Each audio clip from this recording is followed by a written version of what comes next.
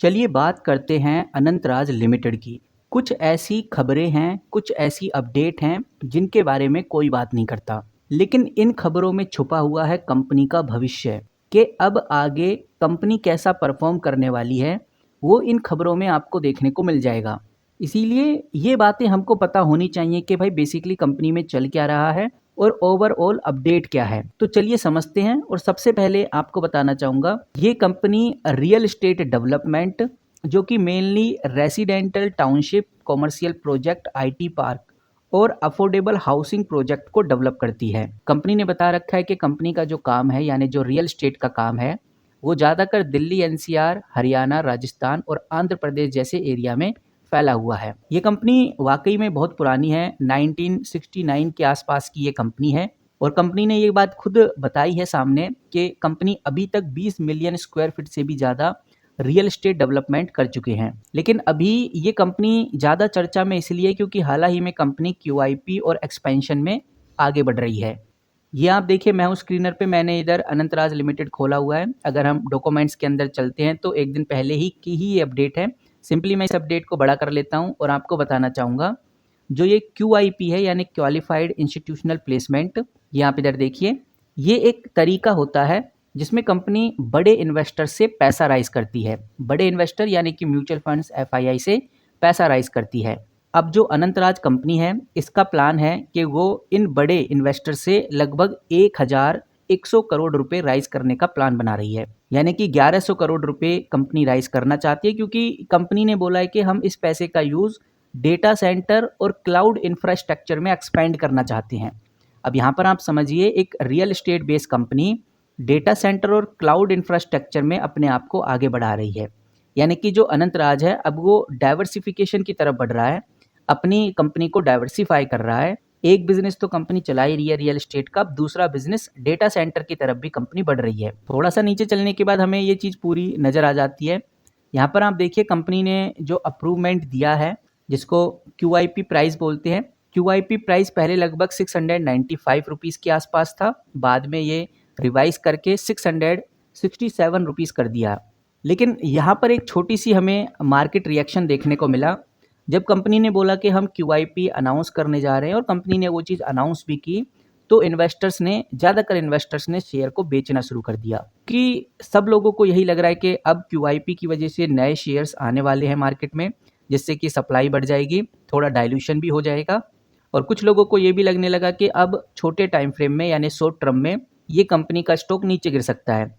और यही वजह है कि प्राइस एकदम हमें नीचे की तरफ गिरता हुआ नजर आया। 740 के बाद एकदम गिरकर लगभग 700 रुपीज़ पे ट्रेड होने लगा।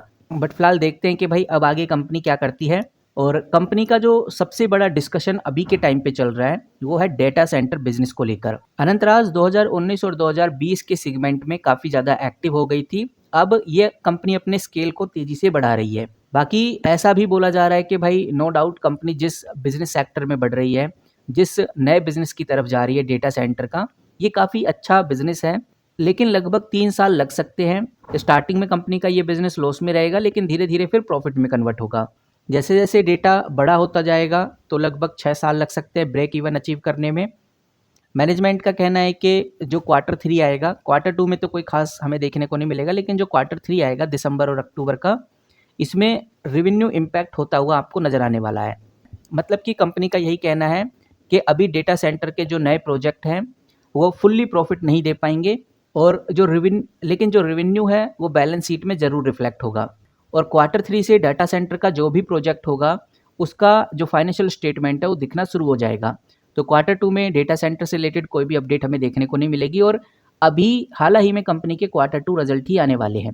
इसी वजह से इन्वेस्टर का जो सेंटीमेंट है अनंतराज लिमिटेड के ऊपर, शॉर्ट टर्म में तो नेगेटिव चल रहा है, लेकिन हर कोई बोल रहा है कि हाँ भाई लॉन्ग टर्म में कंपनी पॉजिटिव हो जाएगी, बिकॉज लॉन्ग टर्म में कंपनी का ये जो डेटा सेंटर का काम है ये भी चलने लगेगा, और रियल एस्टेट का तो चल ही रहा है।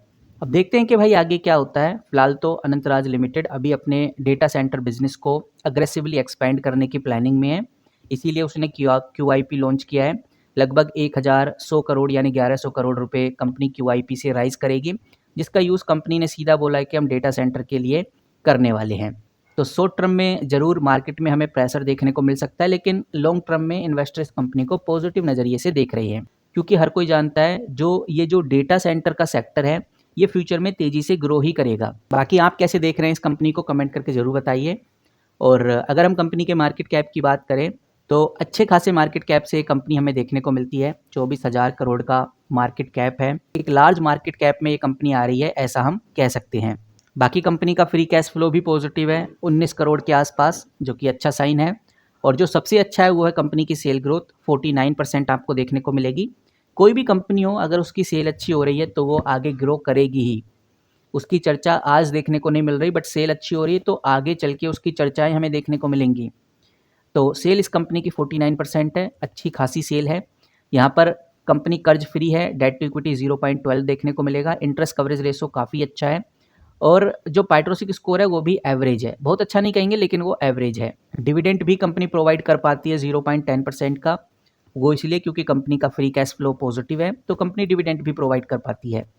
तो अब अगर हम नेगेटिव चीज़ों की बात करें तो कंपनी का जो पीई है वो 52 है, यानी कि हम ये कहेंगे कि थोड़ा सा ओवर प्राइस है। बहुत ज़्यादा ओवर प्राइस नहीं है, बहुत ज़्यादा ओवर वैल्यूड नहीं है, लेकिन 702 रुपये पे जो ये कंपनी देखने को मिल रही है ये पीई के अकॉर्डिंग थोड़ा ओवर वैल्यूड है। रिटर्न ऑन कैपिटल एम्प्लॉय और रिटर्न ऑन इक्विटी देखें तो बहुत अच्छा नहीं है, 10% का ही रिटर्न ये कंपनी जनरेट कर पाती है। ज़्यादा रिटर्न ऑन इक्विटी होगा तो कंपनी ज़्यादा ग्रोथ कर पाएगी, ज़्यादा चीज़ें दिखा पाएगी और इन्वेस्टर्स का इंटरेस्ट भी इस कंपनी में तेज़ी से बढ़ने लगेगा। तो ये चीज़ थोड़ी सी नेगेटिव है, एकदम नेगेटिव नहीं है बट इसको मैं नेगेटिव में रख रहा हूँ। यहाँ पर आप देखेंगे तो कंपनी की फेस वैल्यू 2 हो गई है, यानी स्टॉक स्प्लिट होना या ऐसा कोई अपडेट अब हमें शायद ही देखने को मिले। अगर फेस वैल्यू 10 या 5 होती तो काफ़ी चांसेस होते, लेकिन अब वो चांस बचे नहीं हैं। तो गाइज़ ये कुछ नेगेटिव बातें हैं लेकिन हाईली नेगेटिव नहीं है, ये हमें ध्यान रखकर चलनी है। इसी के साथ मैं आ चुका हूँ मनी कंट्रोल पे। यहाँ पर भी मैंने अनंतराज लिमिटेड खोला हुआ है। अब मैं थोड़ा नीचे चलूँगा तो मुझे सबसे इम्पोर्टेंट डेटा यानी कि वॉल्यूम देखने को मिल जाता है। और यहाँ पर आप देखिए वॉल्यूम कल अच्छा खासा ट्रेड हुआ, लगभग 92 लाख के आसपास। आज वॉल्यूम 28 लाख पे है। डिलीवरी परसेंटेज आप देखेंगे तो 37% आपको देखने को मिलेगी। डिलीवरी परसेंटेज भी बुरा नहीं है 37%, और बहुत कम ही केस होते हैं, बहुत कम ही ऐसी कंपनीज होती हैं जिनमें डिलीवरी परसेंटेज अच्छा हो, 50% के आसपास हो। लेकिन इस कंपनी में डिलीवरी परसेंटेज 50% के आसपास नहीं है, लेकिन हाँ 40% के आसपास है, 37%, जो कि ओवरऑल एवरेज है। अब देखते हैं कि भाई आगे क्या होता है। फिलहाल वॉल्यूम बहुत ज़्यादा संकेत नहीं देता। वॉल्यूम ये नहीं कहता कि हाँ इन्वेस्टर्स इस कंपनी पे बहुत ज़्यादा नज़र रखे हुए हैं या इन्वेस्टर्स को काफ़ी इंटरेस्ट आ रहा है इस कंपनी में, ऐसा नहीं है। बट हाँ वॉल्यूम है इस कंपनी में, बहुत एवरेज वॉल्यूम है, ऐसा कह सकते हैं। तो यही थे गाइस कुछ इंपॉर्टेंट डेटा अनंतराज लिमिटेड को लेकर। आई होप आपको ये छोटी सी वैल्यूएबल इन्फॉर्मेशन पसंद आई होगी। इस वीडियो में इतना ही। जैसी कोई नई न्यूज़, कोई नई खबर आती है इस कंपनी के रिगार्डिंग तो सबसे पहले आपके साथ शेयर करूंगा। मिलते हैं किसी नई वीडियो के साथ, तब तक के लिए take care and good bye.